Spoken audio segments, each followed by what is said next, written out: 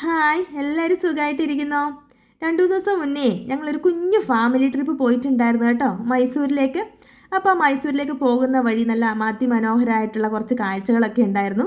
അപ്പോൾ നമ്മൾ ഗുണ്ടൽപേട്ടിൽ ബന്ദിത്തോട്ടം കാണാൻ ഇറങ്ങിയിട്ടുണ്ടായിരുന്നേ. ആ മനോഹരമായിട്ടുള്ളൊരു കാഴ്ചകൾ നമുക്ക് കൂട്ടുകാരും കൂടി ഒന്ന് കണ്ടാലോ?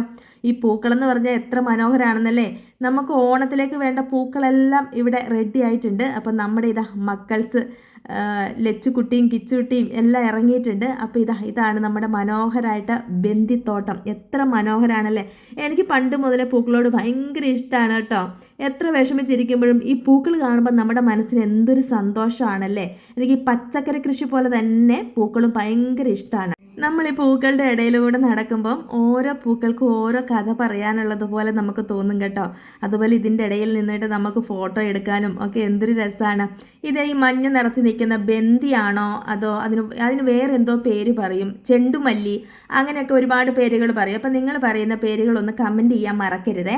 ശരിക്കും അവിടെയുള്ള സമീപവാസികൾക്ക് ഒരു വരുമാന മാർഗം കൂടിയാണ് കേട്ടോ ഈ പൂന്തോട്ടം. നമ്മളിപ്പം കാണാൻ പോകുമ്പം അവർക്കൊരു ചെറിയ എമൗണ്ട് കൊടുത്തിട്ടാണ് നമ്മൾ ഈ പൂന്തോട്ടം കാണാൻ വേണ്ടി കയറുന്നത്. അപ്പോൾ പൂക്കളൊക്കെ വേണ്ടവർ ഈ ഗുണ്ടൽപേട്ടിലേക്ക് പോരെ, ഓണത്തിന് ഇനി പൂക്കളില്ല എന്നൊന്നും പറഞ്ഞിരിക്കേണ്ട. നമ്മളീ പോകുന്ന വഴിക്ക് നല്ല നയന സുന്ദരമായ കാഴ്ചകളും കാണാം. ഓണത്തിനുള്ള പൂക്കൾ വാങ്ങിച്ചുകൊണ്ട് പോകാം. ഇപ്പം വാങ്ങിച്ചാൽ വാടിപ്പോകുവേ, ആ സമയമാകുമ്പോൾ വന്നാൽ മതി. നല്ല വിലക്കുറവിൽ നമുക്ക് ഇവിടുന്ന് പൂക്കൾ കൊണ്ടുപോവുകയും അവിടെ വിൽക്കുകയും ഒക്കെ ചെയ്യാം. നമ്മുടെ ആവശ്യത്തിന് പൂക്കളം ഇടുകയും ചെയ്യാം. നമ്മൾ വരുന്ന വഴിക്ക് ഒരുപാട് പൂന്തോട്ടങ്ങൾ കണ്ടിട്ടുണ്ടായിരുന്നു. വാടാമല്ലിപ്പൂവും അതുപോലെ ബന്ദിപ്പൂക്കളും ഒരുപാട് നിറത്തിലുള്ള പൂന്തോട്ടങ്ങൾ കണ്ടിട്ടുണ്ടായിരുന്നു. അതിൻ്റെ ഇടയ്ക്കാണ് നമ്മളിവിടെ വന്നിട്ടുണ്ടായിരുന്നത്.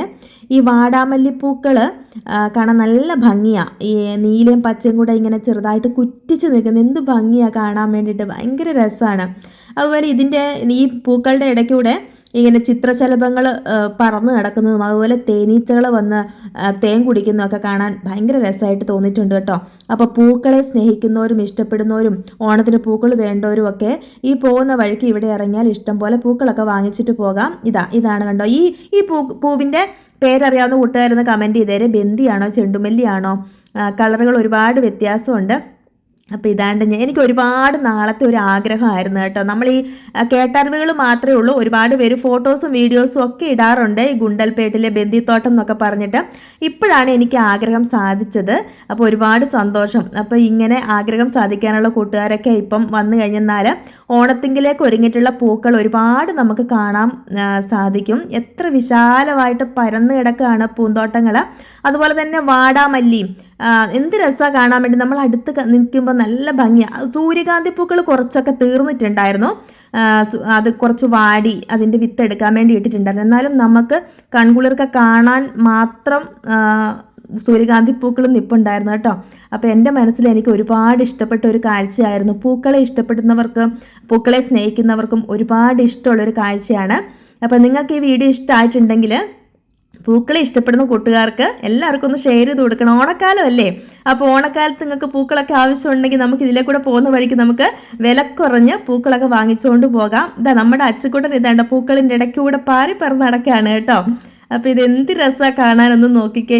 ഈ ഒരു സന്തോഷം എനിക്ക് എൻ്റെ കൂട്ടുകാരെ കാണിക്കാൻ പറ്റിയതിൽ ഞാൻ അതിനേക്കാൾ കൂടുതൽ സന്തോഷിക്കുക. കണ്ടോ, സൂര്യകാന്തി പൂവ് ഞാൻ ആദ്യമായിട്ട് കാണുകയാണ് കേട്ടോ. സൂര്യകാന്തി പൂവ് നമ്മൾ ഫോട്ടോസിലൊക്കെ കണ്ടിട്ടുണ്ട്. ഇത് ആദ്യത്തെ ഒരു അനുഭവമാണ്.